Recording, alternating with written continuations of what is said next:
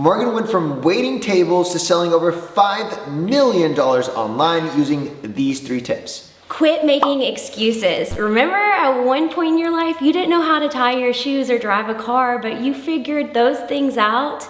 You have to focus on having a positive mindset. When you are open to learning, you are gonna open your mind to creativity and making money in ways you didn't even know exist.